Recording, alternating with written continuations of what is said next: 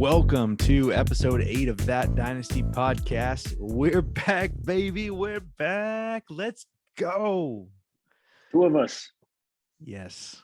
As always, it's your host, Matthew, joined by the incredible Isiah. Listen, man, I know you were only gone a week, but it felt like forever. Welcome back. How are you doing? I picked a crap week to come back on the show. If anything, I should have picked last week to take off. No spoilers just yet, but not the best sleeper fantasy week for me. But you know what? Give a throw. Or House of Dragons last episode came out. Got some new Taylor Swift, new 1975's out. So otherwise in life, doing all right. Good. Well, on behalf of the both of us, we want to welcome you, our listeners and viewers, to our show today. As always, we are super excited to be together and to talk about this past week and look ahead at week 8 coming up. But before we get into everything, you've heard the spiel a million times before. Make sure to follow us on Twitter and TikTok at That Dynasty Pod. We have full videos up on our YouTube channel, and we also have our podcast available on Spotify and Apple Podcasts as well. Links for those are in the description of the video, as well as the show notes. Isiah, talk us through what we got for this episode. Good, man. I got a few league updates. Got a quick trade talk about, some bops and flops. We'll go over last week's matchup, specifically Matthew and I's matchup, and then make some predictions for the coming week. Then we'll have our MVP segments, and then we'll do some power rankings. All right. Well, without further ado, let's get into the league updates. We only had one name change this week. Terrell went from Big Cheese Fire to started from the bottom.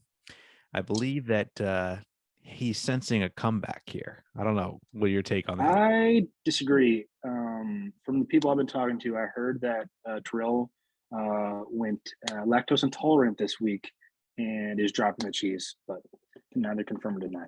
I see. So that's why he dropped the cheese. It wasn't actually anything to do with fantasy football. I see. Yes, he was kind of a cheesy guy, so I figured he'd drop the cheese, and there we are. Yeah. It was either that, or I might have heard he quit his job. So he's no longer fighting fires. So now he's just starting from the bottom of his job hunt. He's looking for a new job. He could be a big Drake guy, just fine too. Yeah, that could be. So we got a new team name update. We actually didn't have any adds and drops of notice this week. I think the biggest name to move across the waivers was Mike Davis. So not a ton of movement there. We did have one trade that went down just today. Right before we filmed the podcast, we had Darius, aka Scold School and Table Humping Trash. Darius traded the 2023 third-round pick that he just got from Isiah last week over to Angie in exchange for Van Jefferson. I guess there isn't really a ton to talk about when it comes to this trade. Van Jefferson is nothing more than depth, bench strength for a few bye weeks coming up. Gives Angie another dart throw in the upcoming draft. I guess, we talked about this in a previous podcast, but I guess Darius is still allergic to draft picks after all. Darius is not a big draft pick guy. But whatever. You said Angie gets another dart, and then obviously Darius thinks he has a good chance of winning this year. Win that sexy trophy that he brought on last week. And wants some extra depth. So, yeah, who knows what we get out of Jefferson. Obviously, it's not like Allen Robinson was doing great on offense, so maybe he can be that 2 on that team. I don't know, but that's worth third for him. Yeah, I almost wonder if he'll come in and take some of the targets away that Higbee's been getting the last couple of weeks. Because it seems like Higbee's been the number 2 almost in that offense. Yeah, that's fair. So let's dive into the flops and bops for week 7, the 2022 NFL season. And there were some interesting ones. Isiah, you want to kick us off with the flops? Yeah. Number 3, we got Drake London. London Bridge is all right. I'm not going to do that. I was looking at my notes and it came to my mind, but I kind of wish I'd done it. Whatever. After the first 3 weeks in which London was balling out, he's definitely looked more like a a rookie as of late. He still played 85% of the snaps. But yeah, he only had one catch for 9 yards and only one target. I'm not really sure what London has to do to get the ball more, considering who else on that roster. I mean, obviously Pitt's not having a great year, but I mean, dude, what are you supposed to do when your quarterback drops back 13 times to throw the ball? Like, yeah, you hope you get more than one target, but it's not like you're getting a lot anyway. So I imagine Drake for the rest of the year probably be a boom/bust guy. I really don't know what you're going to get. Not consistent just because Mariota is quarterback. But moving forward, it'll be interesting to see what happens if the Falcons want to get QB next year or at some point hand it over to, was it Spencer? Was it Riddler or whatever? Ritter. So, but, Yeah, it's Desmond Ritter, I believe. But Desmond. yeah, I mean, it's really just absolutely crazy that their head coach ran the ball as many times as they did. They pretty much started off that game in the hole by, I think, 2 to 3 possessions. And it wasn't like they were down by like a score and a half. You know, they were down 21 points and they're still running the ball, slow game pace, you know, hardly getting off any plays. And there's no sense of urgency. And I don't know, just such a bad look for their offense. Like you said, 13 dropbacks, 8 completions for Mariota. You can't be productive when you have, you know, he completed 8 passes. That's like 1 or 2 passes per person. Doesn't matter how good you are, Kyle Pitts or, you know, Drake London, Cordell Patterson when he's back. It doesn't matter how good you are if you're only getting those amount of opportunities per game. It's a terrible, terrible look. That team has no direction right now. And the worst part about it is that they've actually won a couple of games this year. So they're not even in necessarily, like, they could potentially make a push to win this division with how bad their division is. You know what I mean? That's the worst part, I think. Yeah, that's a good point. All right, number 2. Ooh, yeah, AJ Dillon. Just like the Packers this season, he's been a major bust. Shout out to all you annoying Packers fans in our league. Dude, I'm not really sure how he's really startable at this point. I guess Angie can start him because the rest of the roster is, yeah. He had a total of 15 rushing yards and 4 attempts, 0 targets in the passing game. Aaron Jones, yours truly, Matthew, has in his league, was obviously way better back this season. He's really been Rodgers' safety blanket so far. And yeah, can't feel too good about Dillon at all moving forward, especially if he can't get involved in the passing game with how good Aaron Jones has been. So that's my number 2. Yeah, they've shown good things happen when they throw the ball to Aaron Jones. At this point, they can't afford to have Dillon just attempting to run into the backs of his, you know, offensive line. Doesn't work like that. Yeah, and then especially like Aaron Jones is averaging more yards per carry. He's obviously better at the backfield. And then when you put Dillon in, like the defense knows most likely you're going to run it anyway. So why would you not use Aaron Jones most of the time? But I digress. Number 1, dude, I had Mark Andrews. Had an absolute clunker this week, and which was super uncharacteristic of him. Wait, Mark Andrews played this week? Yeah, I don't know if you missed it or not. He did almost have as much rushing yards as AJ Dillon, but that's neither here nor there. Yeah, he had 0 receptions on 2 targets. He had 4 rushing yards for a total of 0.4 fantasy points. I do know he's pretty banged up this week. Obviously missed practice, I think, Tuesday, Wednesday, and Thursday. But yeah, I imagine that had a lot to do with it. I don't see this performance being replicated as the season goes on.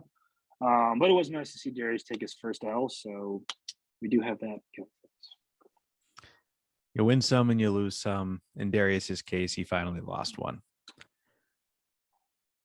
Well, I'll take us into this week's BOPS. So starting us off, number 3 is Austin Ekeler, running back from the Chargers.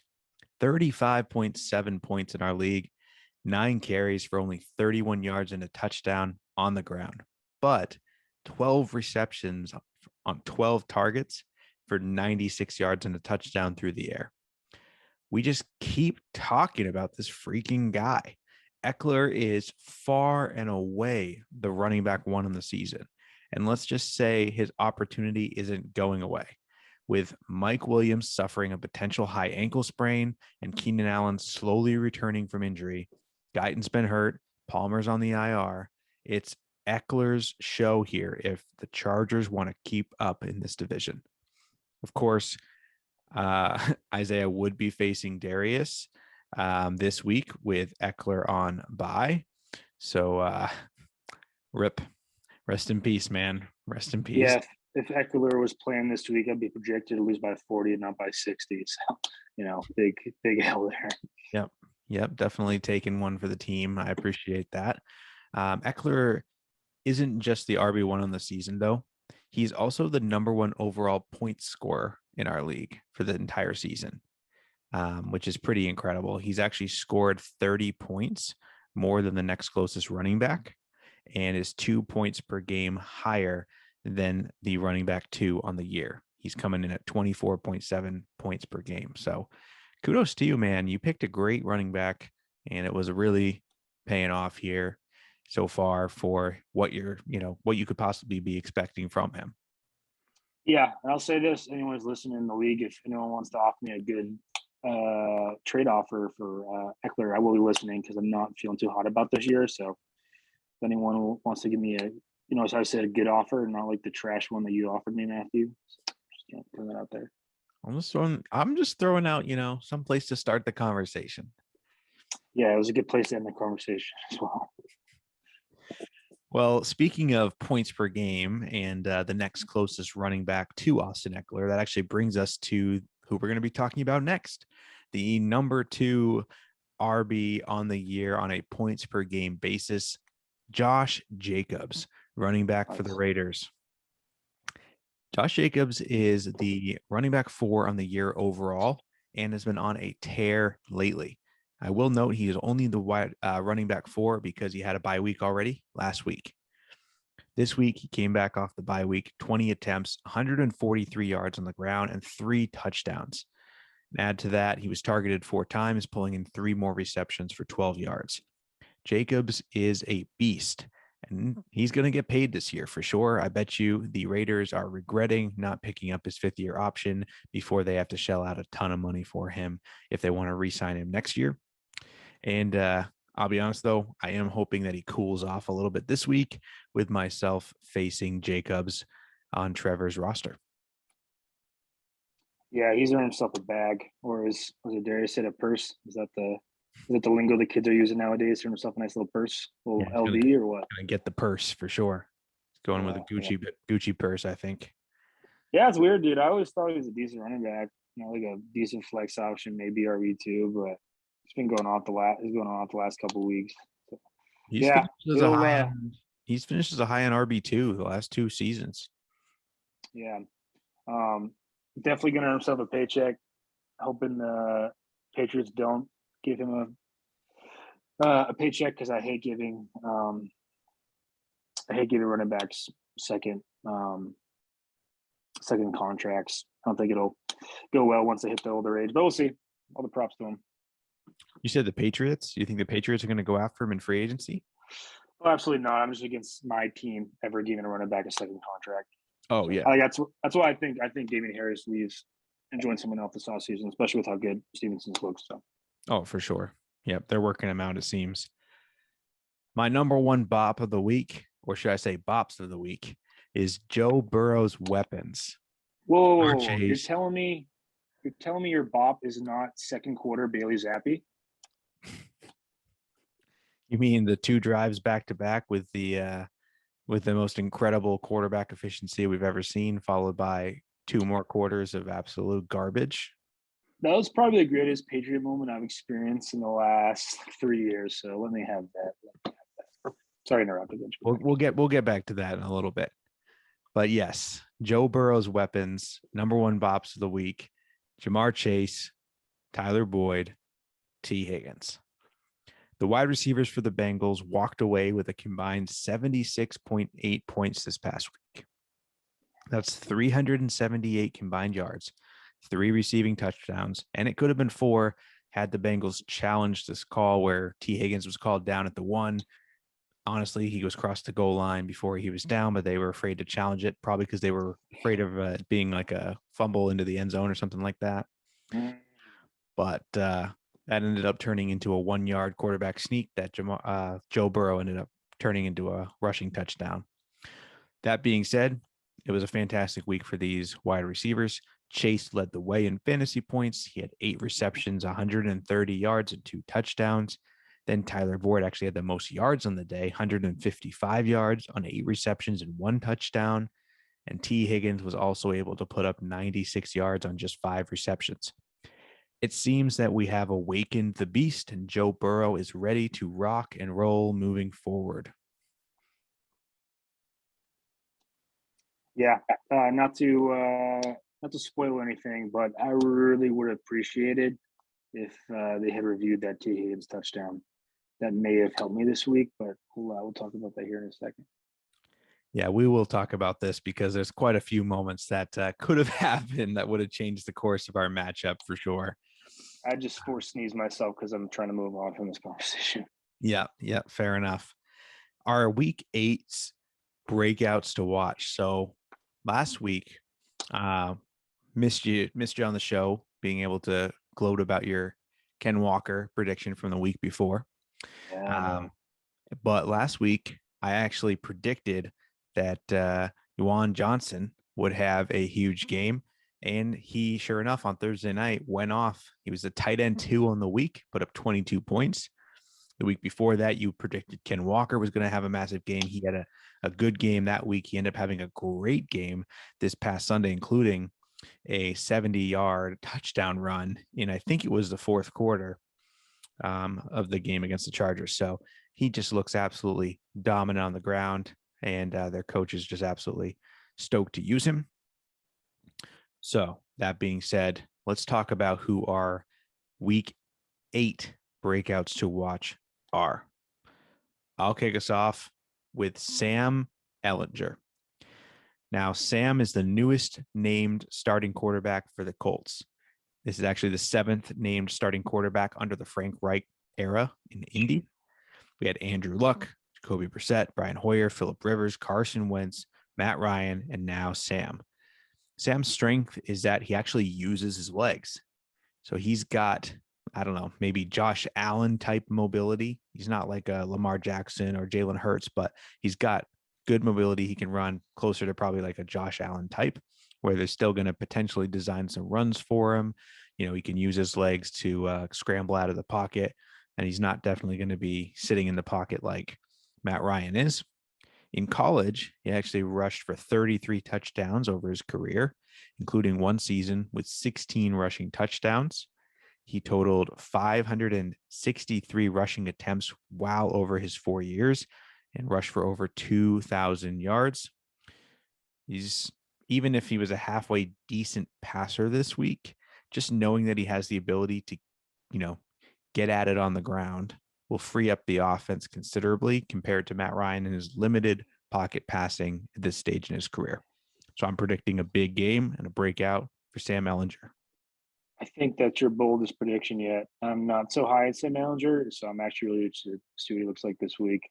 I watched some of it at Texas. Not really a huge fan of how his game translates to the NFL, but that's the beauty of the NFL. I didn't see Geno Smith being a top 10 fantasy quarterback this year. So. True. But I did see Greg Dulcich have a better week last week is my prediction. And wasn't monster. I think he gave 11 points or something in our league, roughly. Yep. But he's getting a lot of snaps. He got like 9 targets. I think he only had like five or 6 receptions, maybe 4. He was tight end 6 on the week.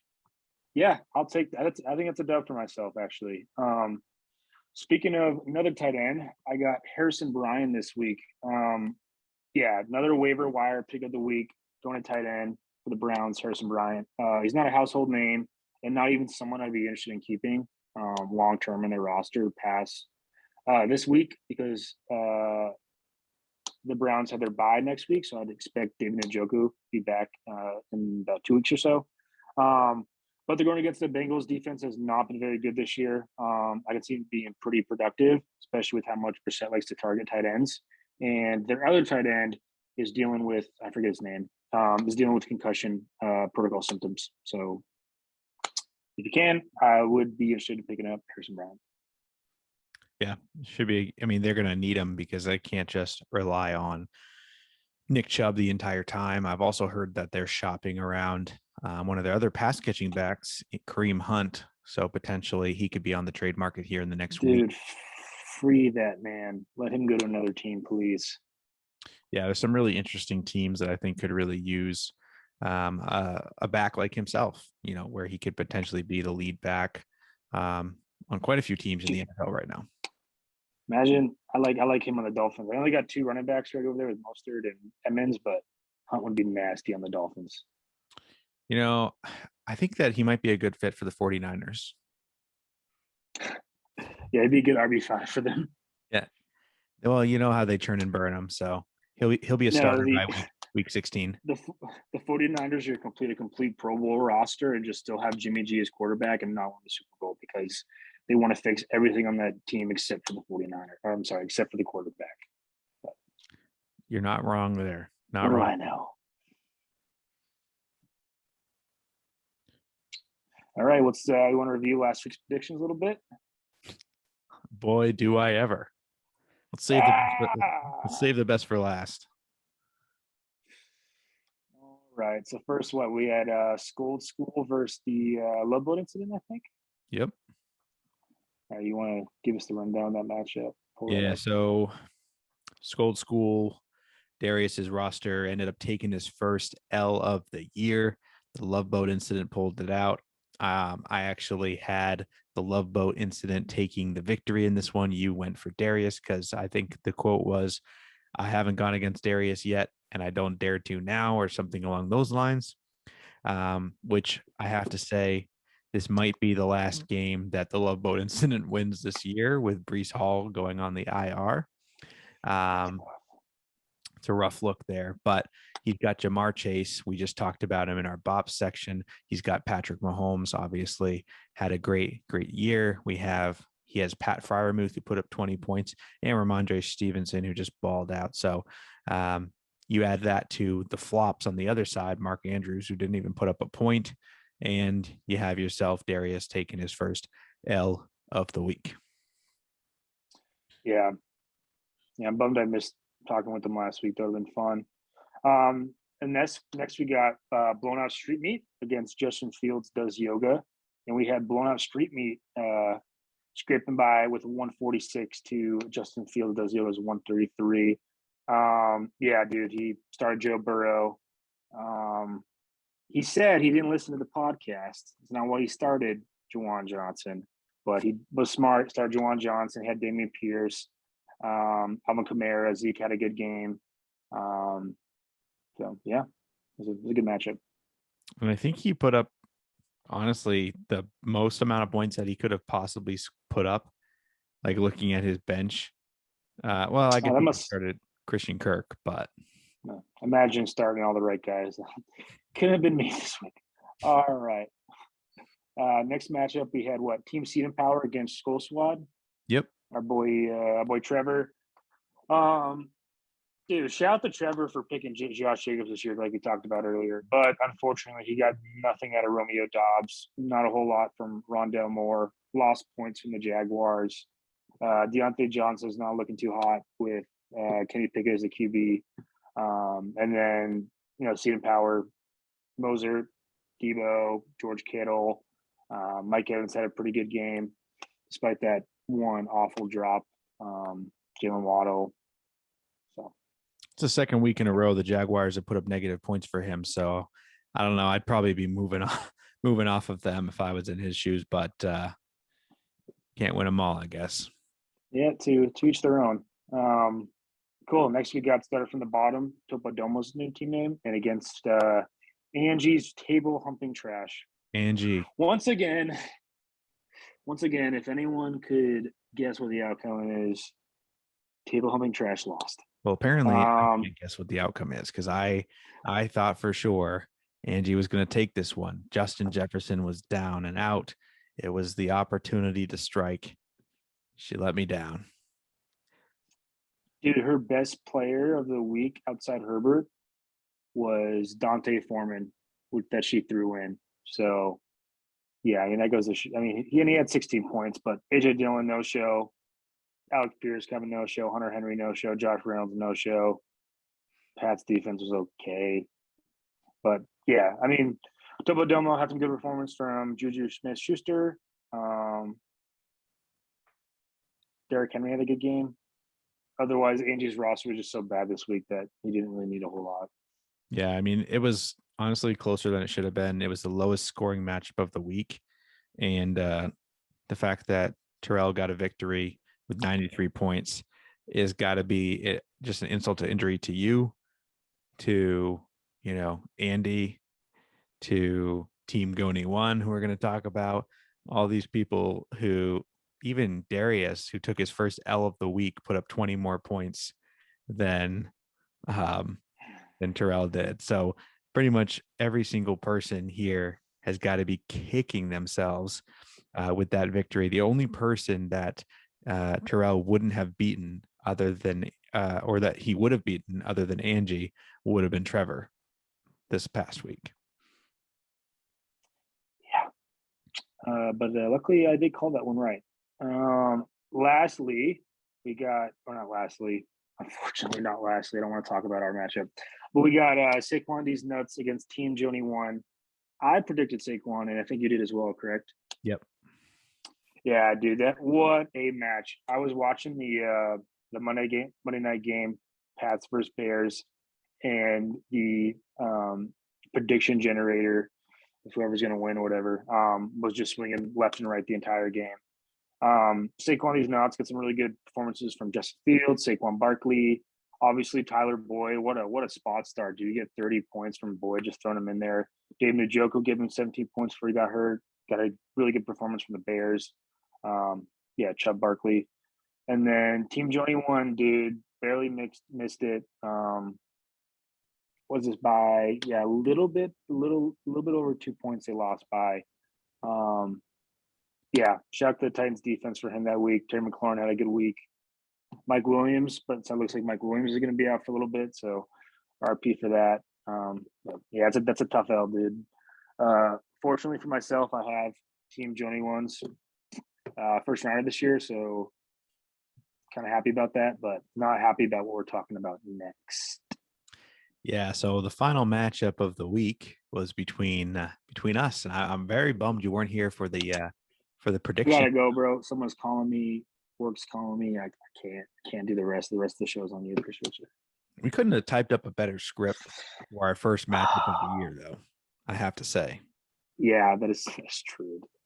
So I ended up winning the matchup, and the final score was 113.94 to 113.78. That is, that is a point. Let me do the math here real quick. 0.12 points. What do you have to say for yourself, Isiah? I started Isaiah Pacheco because I saw the reports that he was RB1. I was like, the dude's got a sexy first name. Isaiah's Let's Ride. Isaiah Country, Let's Ride. And so listen to this, dude. Here are the Chiefs players that I have. I have Isaiah Pacheco. I have Clyde Edwards-Helaire. I have Jerick McKinnon. And I have MECOLE Hardman. If I had started any one of those Chiefs players last week, I would have beat you. But no, I woke up early Sunday, a little hungover, mind you. Finished off watching Return of the King. Had a little too many extra Coronas. I saw the report. Isaiah Pacheco. I could have started. Look who I had on my bench, dude. I had Cardinals defense, Chris Darrell, the Saints defense, MECOLE Hardman, Foster Moreau, Chuba Hubbard, Clyde Edwards-Helaire, Jerick McKinnon, and I started Isaiah Pacheco over all of them. It didn't help that DK Metcalf got hurt, but it was funny. I was watching that Sunday night game with the Steelers, and I was literally on my knees begging Kenny Pickett to throw a check down to Najee or just give him the ball. Because all I needed was I needed 2 yards rushing. Give him 2 yards rushing, give him the ball. And then I'm not sure if you were watching, he actually had a drop like midway through the fourth. Yep. That if he would have caught it, I would have won. But I didn't win. So yeah, that was pretty crazy. And I had Tyreek Hill, and Tyreek had a drop as well, and it was back and forth. And oh my goodness, I was like, this is not a good game script for me right now because the Dolphins are up 16-10, so they're going to be dragging this out. They're not going to be trying to push the ball downfield as much to Tyreek. There's the most frustrating moment. If I had lost, I would have been so upset about this. But Kyle Pitts caught a pass literally on the end zone. He couldn't have been any closer to a touchdown, probably half an inch. They called it I down. like T. Higgins. Yeah, very well. It was probably as close, if not closer to that one. But they said they stopped him right at the line, and literally couldn't have been any closer to being robbed from a touchdown. But he catches that one, and that's a whole game changer right there. I, of course, once again started the wrong running back as my running back too. So thus continues the saga. I'm looking at your bench now. I mean, I was complaining about who I started, but that's part of fantasy, bro. Like, looking at your bench, you have Gus Edwards, 18 points, Antonio Gibson, 16.7 points, DJ Moore, 19.6, Gerald Everett, 13.8. And you have two defenses in the Dolphins and the Chiefs that got you more than the Jets. So I can sit here and complain like, oh, why I didn't do this, why I didn't do that, blah, blah, blah. But I mean, you could have done the same. If I lost, you'd been saying the same thing. So part of fantasy, dude, you gotta live by it and you die by it. Well, good game, brother. I'll get you next time too. No, you won't. I will not be starting Isaiah Pacheco. He could be like later this year, and he could be the only running back on that roster. I will not start Isaiah Pacheco against you. Yeah, so Matthew ended up going 4-2 in the week. I went 5-1. Matthew's got a total of 25-17. I'm a total of 27-15 with a 2-win advantage. Would love to trade one of those wins for an actual win in our matchup this week, but unfortunately that did not happen. But moving into this week, we got me, Chris Rockjaw, going up against Darius's Cold School. Once again, I'm not picking myself. Hopefully I'm wrong this time.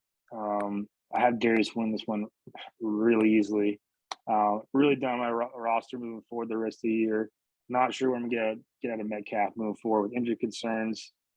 Najee Harris has been probably the biggest bust in fantasy this year. Running back to the Chiefs is killing me. Just a complete committee. After my loss to Matthew, I see myself going 3-5. And to be honest, I think I touched on how I feel about Darius' squad more than enough this year on our podcast. Snafty is the reason he's 6-1. So I got Darius. Yeah, I feel like I got to go with Darius as well. He's got his stack back. He's got Swift coming back. Andrews is back. The only person that's a weakness that's gone for him this week is Travis Kelce on a bye week. He's currently starting your breakout candidate of the week, Harrison Bryant, and he's actually got a better running back on his bench, Darrell Henderson, than you even have as an option for your RB2 this week.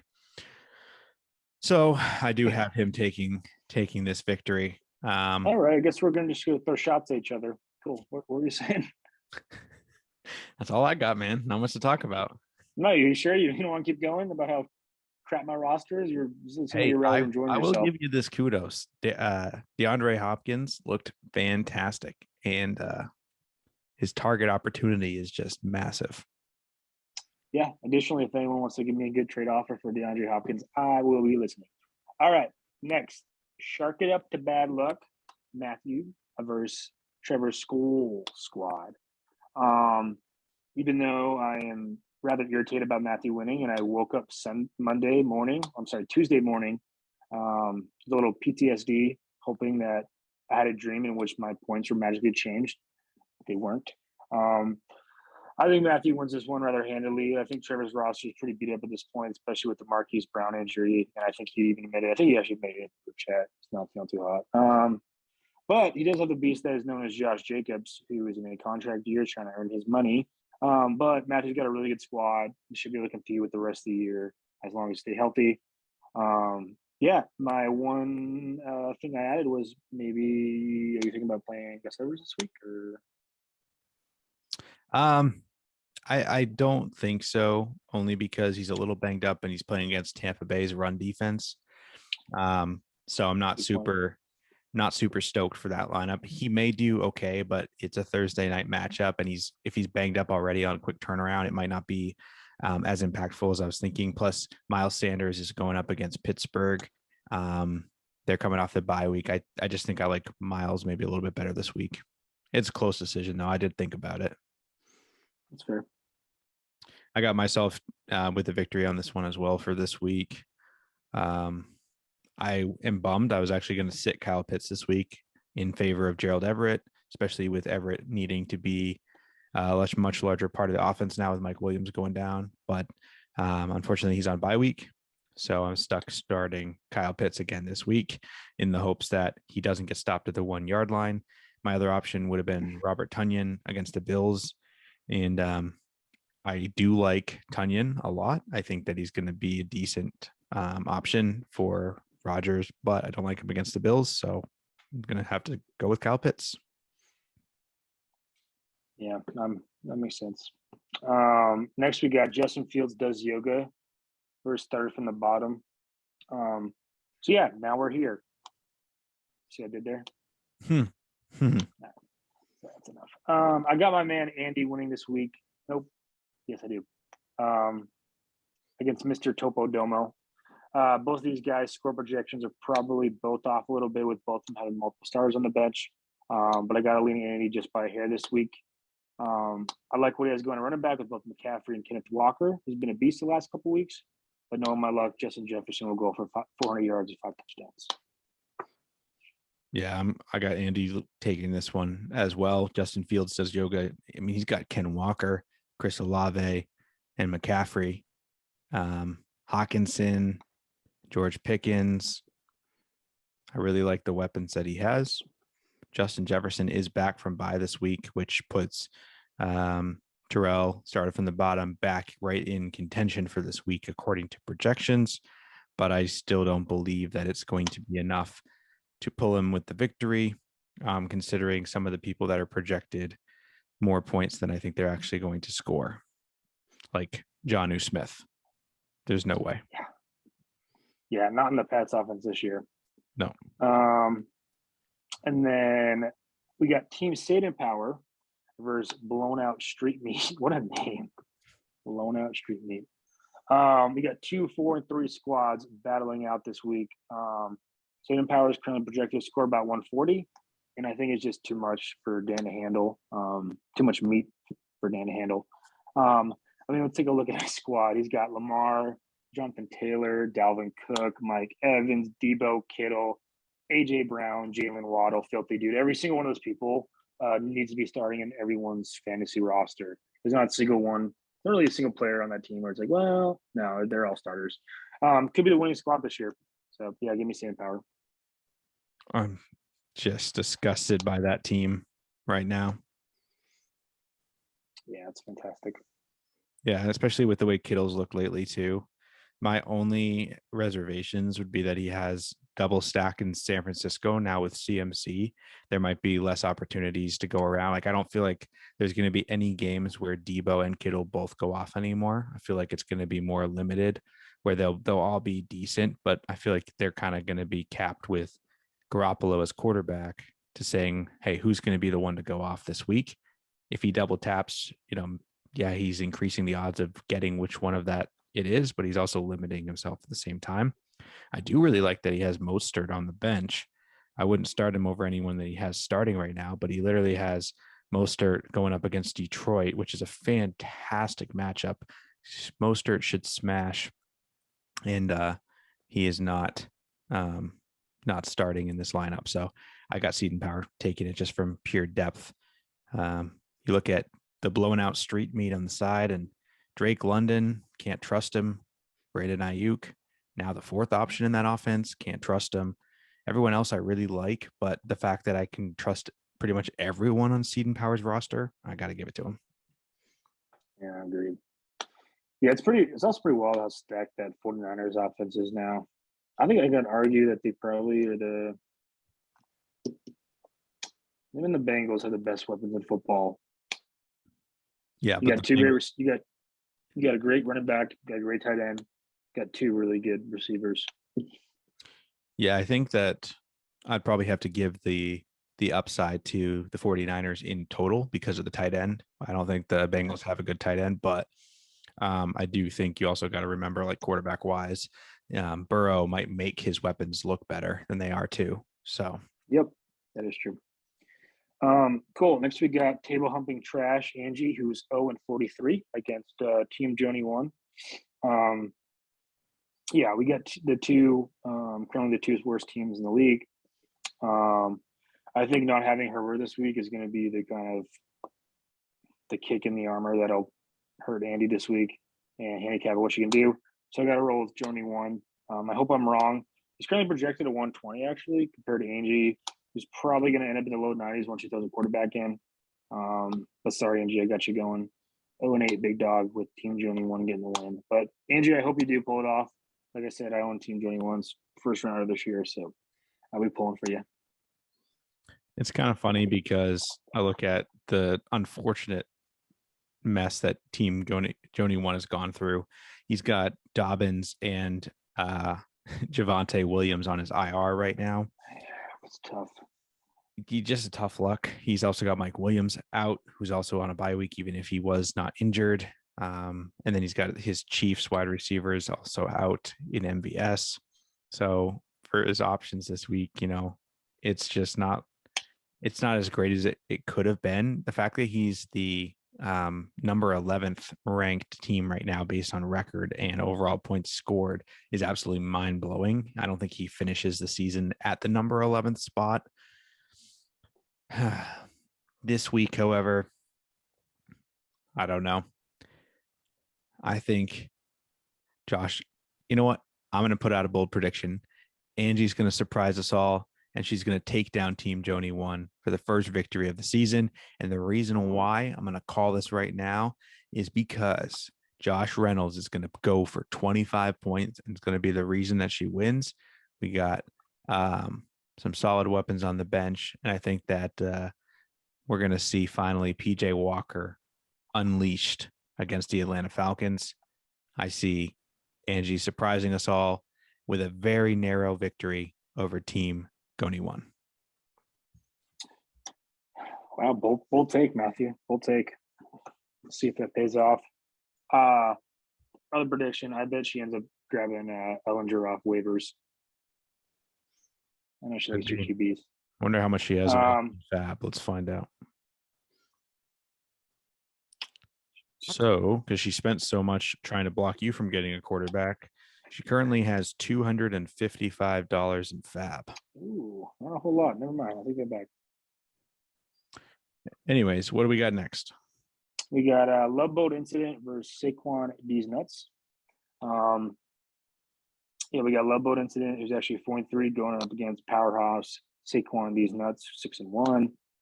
Simply out of consistency, I got to go with King Cobb's roster. Saquon These Nuts winning this one in a match that goes down to the wire. Saquon will should have both James Conner. We'll have Cooper Kupp back this week coming on his roster, be a big help. And I think if he starts Fields over Russ, I like Fields moving forward actually a little bit more. He started to finally turn the corner. I found himself as a QB, starting to move those legs more. Maybe just because the Pats defense was so bad this week, but I kind of like what he was doing. Just, 1, 2 simple reads, roll out. If you can't see anyone open, just run it. Yeah, it's kind of back to fundamentals when it comes to, where is he going to go with the football? Who's he going to target? I'm looking right now. Trying to figure out why his projected total seems so off. He's got Kupp on the bench. Jerry G. Yeah, I think he had David Njoku in his starting lineup, who's 0 right now. So Coop will give him plus 20. Yeah, so he's projected to win this one as the number 2 seed. I think I love this matchup this week. I think it's going to be super interesting to watch. Oh man, I'm going to give us some. With it being so close, I got to go with the Love Boat Incident. I'm going to ride that wave all the way to shore. I'm trying to catch up. I see. I think Saquon has been just inching his way into victories here. And I think that eventually this is going to catch up with him. And I think this is the week that his team underperforms. Hate to say it, but It's going to go 6-2. That's fair. It's going to come down to the wire regardless, I think. Cool. Let's do some MVPs. I'll start off with my bench MVP. Do we have to do this or can we skip? No, I think I need you to really emphasize this point for the people at home. MECOLE HARDMAN, not Softman, MECOLE HARDMAN. Love to skip this, but the show goes on. Speaking of a show, MECOLE HARDMAN put on an absolute show on my bench. 4 receptions, 32 yards, whatever, and a touchdown. Nice day.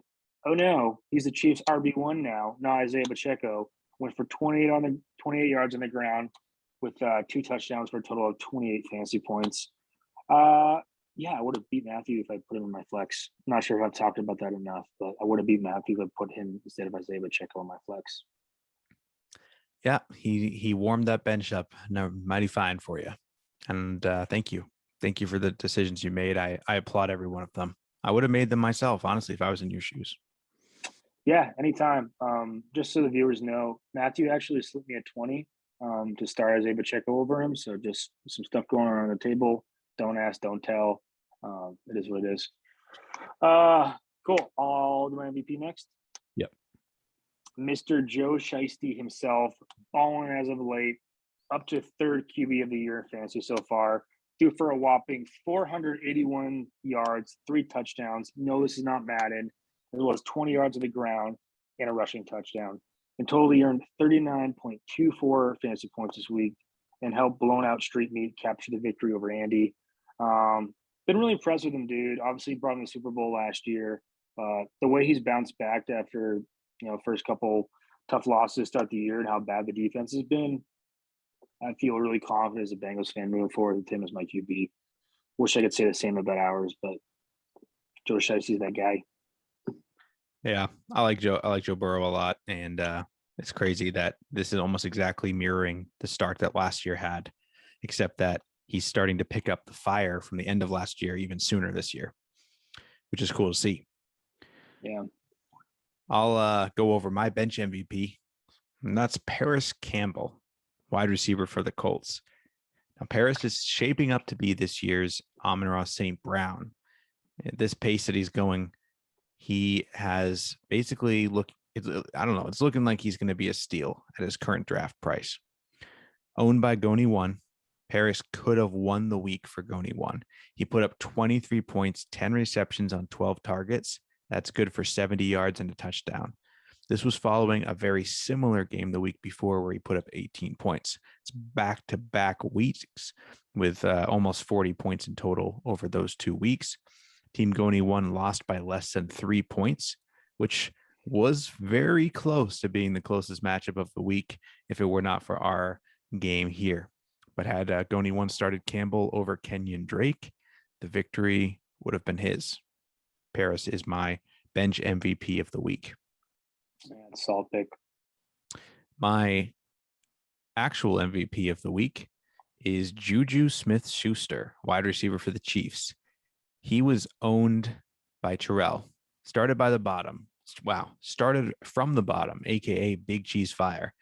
JUJU has now had back-to-back great weeks. This week, he put up 25.4 points, 7 receptions, 124 yards, and 1 touchdown. Mahomes must be rejoicing this past week after seeing the show that the Kansas City Chiefs put on. JUJU seems to have finally grafted some chemistry with this new quarterback. Terrell beat table humping trash by about 17 points. This week with Jefferson gone, he needed that gap filled. JUJU stepped up in a big way with his 25 points, allowing Terrell to take the victory. He might be starting at the bottom, but who knows how high he can fly. And those are my MVPs of the week. So let's take us now into our next section where we're going to look at the updated power rankings for week 8. We didn't have a whole ton of movement, but there were definitely some swings, and we'll talk about those here in a second. So we'll start at the bottom, no pun intended, this week with No movement from Table Humping Trash, still coming in power rankings at number 12. Number 11, though, we do have some updates here. Trevor's taken quite a hit over the last couple of days. He's dropped all the way down from, I believe he was in the top 5 at one point, down to now being ranked 11th in the power rankings after this week's loss. That is a spot. Last week he was 10th, so that's a spot movement of 1 for him. Team Goni 1 actually has overtaken him in the power rankings ever so slightly and moved up to spot number 10. That's where we have some movement down there. Started from the bottom, still coming in at number 9. At number 8, this is surprising. Don't know if you heard of number 8, but that is Chris Rock's jaw. And what's going on, man? Dropped down 3 spots this week. No pun intended, but when I saw that number, my jaw dropped. I would love to get up here on the platform and say, speak positivity, and it's only up from here, but it's only down from here. I don't know, man. I'm broken. I'm a broken fantasy football owner in this league at this point. So, well, if it's time for a fire sale, I definitely have my eyes on some of the prizes that you have. So let's chat. Bring Kyle Pitts right on over, baby. All right. Let's talk. So that's coming in. You're coming in at number 8. At number 7, no movement here, is Justin Fields Does Yoga. Number 6, this is a drop for myself as well. I've dropped down to number 6 in the rankings. That's a 2-spot drop from last week. We also have some movement here at number 5, Blowing Out Street Meat, moving up to number 5 in the power rankings. We have number 4, and this is a huge jump. Dan, aka the Love Boat Incident. Actually, the Love Boat Incident is Sully. It's Dan's brother. I can't remember what his first name is. I want to say. I don't remember. That's Sullivan 11, right? Yeah, exactly. I know that they're both have the same last name, so I can't just say it's Sullivan, but I can't remember what his first name is. So the Love Boat Incident, that's a four spot movement. It's the largest increase in the rankings this week. Fantastic job to move up to number 4 overall. Then we have coming in at number 3, no movement here, Team Seed and Power, absolutely a dominating team. Number 2 in the power rankings is Saquon D's Nuts, and number 1 is Scold School, aka the Commish is the Bish, aka Darius is hilarious. Number 1.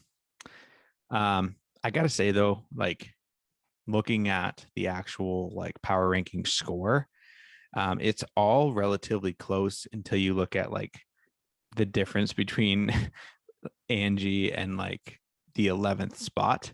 It's like a 40-point difference in the power rankings. It's kind of the same thing when you look at the difference between Team Seed and Power and like the top 2 guys, Saquon D's Nuts, Scold School. It's like a 40-point difference in the power rankings. Like they're just so far ahead. The power rankings are literally just Scold Squad, Saquon D's Nuts, a little step below, Seed and Power, everybody else except for Angie. And then there's Angie. Yeah, and then there's 5 feet below the grave, and then there's Angie. Well, that is a wrap for this week's episode. Please be sure to like, comment on the video if you're watching on YouTube. If you're listening on Apple or Spotify podcasts, it would mean a lot to us if you could leave a rating or a review. It really does help us reach more people. And please give us a follow on TikTok and on Twitter. Helps us stay up to date with the latest content. We're going to be putting out more content on TikTok, whether it be custom content or whether it be clips from our actual episodes themselves. So definitely want to make sure you guys can stay up to date with that.